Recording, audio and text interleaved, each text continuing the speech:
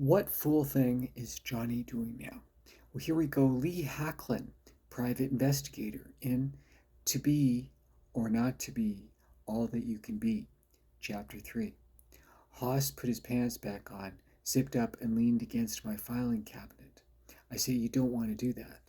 I was shooting commies while your mama was cleaning your dirty behind."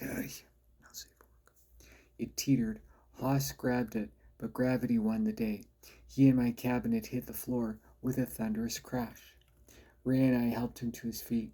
Haas pulled away from me, reached into his trench coat, and lit a Marlboro. Ray wagged a finger at him and said, "McDonald's 3 times a day, 2 packs before noon, and a bucket of ice cream before bed. Little brother, you should write a book called How to Dig Yourself an Early Grave." He snorted and replied, "I make no secret of my weaknesses. What counts is character. The first word that comes to mind regarding this character is cartoon. Let's go." "Go if you like. I'm staying.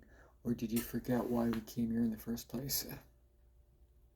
I checked the bottom drawer of my filing cabinet. Was it intact? It was. My unopened bottle of Always Win gin, which I always like to drink after closing a case. Suddenly it hit me. Chartwell. I picked up the bottle, unscrewed the cap, and said, "Would either of you like an extra kick in your Joe?" Haas nodded enthusiastically, while Ray waved his hands. "No thanks, Lee, too early for me." He sat again. Coffee was ready. I poured 3 cups and added a little devil's brew to mine and Haas's. He quietly thanked me and we toasted. Vices can consume our lives if we let them, but they can build bridges too.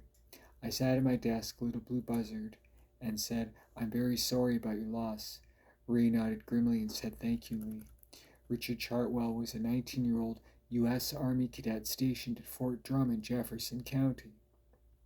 According to the statement of Drill Sergeant Martin Day, Richard was always the last return from the morning run.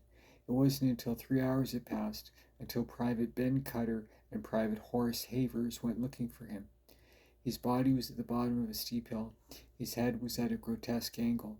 His death was ruled accidental by the medical examiner. Ray trembled.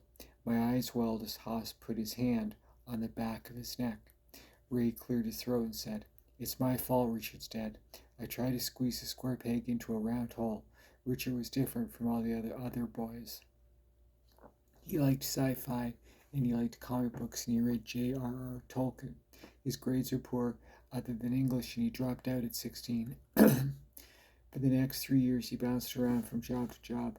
On his 19th birthday, I gave him an ultimatum: enlist or get out. His mother lost her mind, but I put my foot down. I always get my own way. Now Richard's dead." "You believe he was murdered?" "There's no hard evidence of that." "He was an island, pardon me, and he lacked physical aptitude. He never showed a lick of interest in sports. Every time he kicked a soccer ball, it wound up in his own net, his own team's net. Sometimes I think he did it on purpose just to piss me off. Well, it worked. The other men, they didn't like him. They saw him as the weak link. Yes, I think his death was accidental, probably. However, there are questions I want answers to. Was he pushed? Did anyone see him fall? For all I know, Richard was still alive when those boys found him, and they sealed the deal. Okay, thanks for watching. Don't forget, God loves you. And so does Johnny. Happy Wednesday.